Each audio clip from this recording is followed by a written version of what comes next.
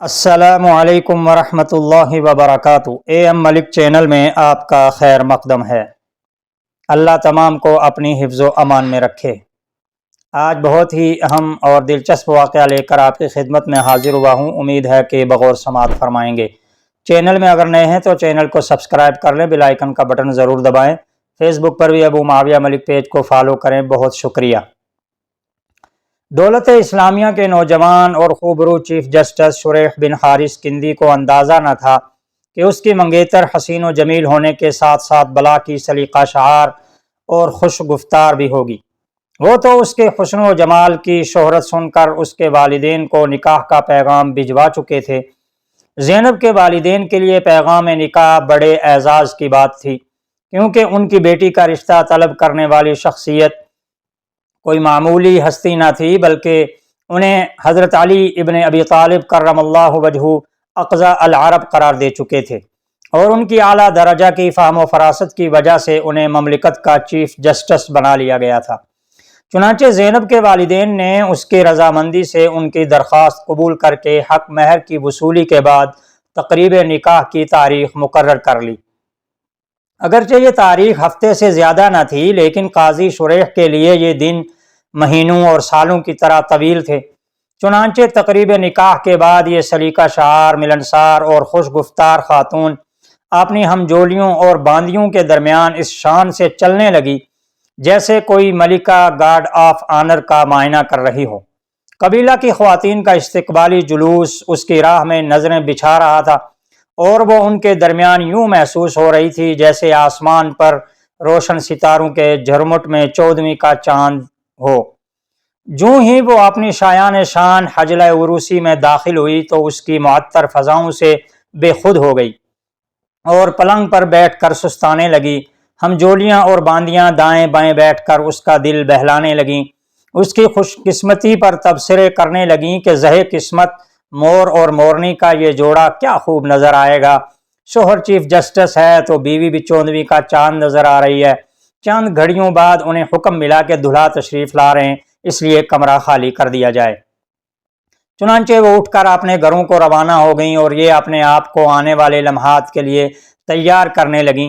جب قاضی شریح کمرہ عروسی میں داخل ہوئے تو 20 برس کے سن و سال کی اس حور تمثال کو دیکھ کر دنگ رہ گئے۔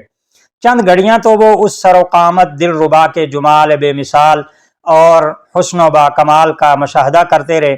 کبھی صبح جبیں دیکھتے، کبھی چشمے سرمگیں، کبھی گردنیں بلوریں اور کبھی گیسوئے عنبریں، کبھی پلک ہائے دراز تو کبھی شمع رخسار المختصر وہ جوں نظریں گھماتے ایک سے بڑھ کر ایک وصف جمال دیکھتے جاتے۔ جی میں آیا کہ جب تک میں اس نعمت پر شکرانے کے طور پر 2 رکعت نفل ادا نہ کر لوں اس وقت تک اسے ہاتھ نہ لگاؤں گا۔ فوراً واپس گئے، وضو کر کے مصلی پر آن کھڑے ہوئے۔ وہ دوشیزہ جس قدر خوبصورت اور حسین و جمیل تھی، اسی قدر خوبصیرت اور فہم و عقیل بھی تھی۔ جب اس نے اپنے شوہر کو مصلی پر کھڑے دیکھا تو فوراً وضو کر کے وہ بھی ان کے پیچھے نوافل ادا کرنے لگی۔ نہایت خشوع و خضوع کے ساتھ نماز ادا کرنے کے بعد جب قاضی شریح اس کی طرف متوجہ ہوئے تو وہ بولی، اے ابو امیہ، ذرا اطمینان سے تشریف رکھیے اور پہلے میری بات سن لیجئے۔ میں اول تو اللہ تعالیٰ کی حمد و ثنا بیان کرتی ہوں، اس سے مدد مانگتی ہوں، اس سے مغفرت کا سوال کرتی ہوں، اور نفس امارہ کی شرارتوں سے اس کی پناہ چاہتی ہوں۔ اس سے اپنی خطاؤں اور کوتاہیوں سے درگزر کرنے کا سوال کرتی ہوں، اور اس بات کی گواہی دیتی ہوں کہ اس کے سوا کوئی عبادت کے لائق نہیں، اور محمد صلی اللہ علیہ وسلم اس کے بندے اور رسول ہیں۔ اللہ تعالیٰ ان پر کروڑوں درود و سلام نازل فرمائے۔ سنیے، میں نووارد خاتون ہوں اور مجھے آپ کی پسند اور ناپسند کا کچھ پتہ نہیں، لہٰذا مجھے اپنی پسند اور ناپسند کے متعلق بتا دیں تاکہ میں وہ کام کروں جو آپ کو پسند ہوں اور ان سے بچوں جو آپ کو ناپسند ہوں۔ دیکھیے، آپ کی برادری میں بھی خواتین موجود تھیں جو آپ کے نکاح میں آ سکتی تھیں، اور میری برادری میں بھی مرد موجود تھے جو میرا جوڑا تھے، لیکن اللہ تعالیٰ جو چاہے وہ ہو کر رہتا ہے۔ اس لیے اگر میں آپ کو پسند ہوں تو مجھے اچھائی کے ساتھ اپنے پاس رکھیے، ورنہ مجھے احسان کے ساتھ رخصت کر دیجیے۔ میری بات ختم ہوئی۔ اللہ تعالیٰ مجھے اور آپ کو خوش و خرم رکھے اور ہماری خطاؤں سے درگزر فرمائے۔ اب آپ مجھے اپنی ترجیحات سے آگاہ فرمائیں، میں غور سے آپ کی باتیں سنوں گی انشاءاللہ۔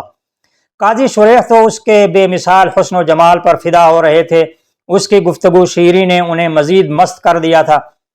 اس دوران ان کے کان تو اس کی گفتگو شیریں سن رہے تھے، لیکن دل میں جذبات کا تلاطم برپا تھا۔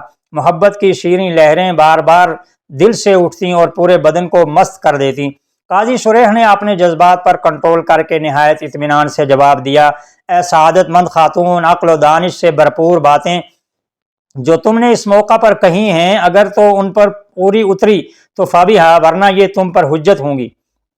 سنیے، اگر تمہیں میرے ساتھ زندگی بسر کرنا گوارا ہو تو میری کوتاہیوں پر پردہ پوشی کرنا، اگر کوئی خوبی نظر آئے تو اسے علی اعلان بیان کرنا۔ فلاں اور فلاں قبیلے کے لوگ برے ہیں، انہیں میرے گھر میں گھسنے نہ دینا۔ فلاں اور فلاں قبیلے کے فلاں فلاں آدمی اچھے ہیں، انہیں ہمارے ہاں آنے کی اجازت ہے، انہیں نہ روکنا۔ جناب، اگر میرے ماں باپ اور بہن بھائی یہاں میرے پاس آئیں تو آپ کا رد عمل کیا ہوگا؟ انہیں آنے کی اجازت ہے، لیکن ان کا یہاں 3 دن سے زیادہ ٹھہرنا مجھ پر گراں گزرے گا۔ اتنی باتیں کرنے کے بعد انہوں نے اس کے ساتھ زندگی کی پر لطف رات گزاری اور ساری زندگی کوئی ایسی بات نہ کہی جو ناراضگی کا باعث ہو۔ عرصہ 20 سال کے دوران صرف ایک مرتبہ اس پر ناراض ہوئے، لیکن اس وقت بھی خود آپ ہی ناحق پر تھے۔ چنانچہ یہ کہا کرتے تھے، میں لوگوں کو دیکھتا رہتا ہوں کہ وہ اپنی بیویوں کو مارتے پیٹتے ہیں، جس دن میں زینب کو مارنے کا ارادہ کروں تو خدا کرے میرا داہنا ہاتھ شل ہو جائے۔ زینب سورج ہے اور دیگر عورتیں ستارے، جب سورج طلوع ہوتا ہے تو ستارے نظروں سے اوجھل ہو جاتے ہیں۔ حضرت نبی کریم صلی اللہ علیہ وسلم نے ایسی وفادار بیویوں کی جنتی ہونے کی بشارت دی ہے اور فرمایا ہے، نبی جنت میں، صدیق جنت میں، شہید بھی جنت میں، نابالغ بچہ بھی جنت میں، اور وہ عورت بھی جنت میں ہے جو ناراض ہو جائے تو اپنے خاوند کے ہاتھ پر ہاتھ رکھ دے اور کہے، میں اس وقت تک نہ کھاؤں گی نہ پیوں گی جب تک تو مجھ سے راضی نہ ہو جائے۔ بہت شکریہ۔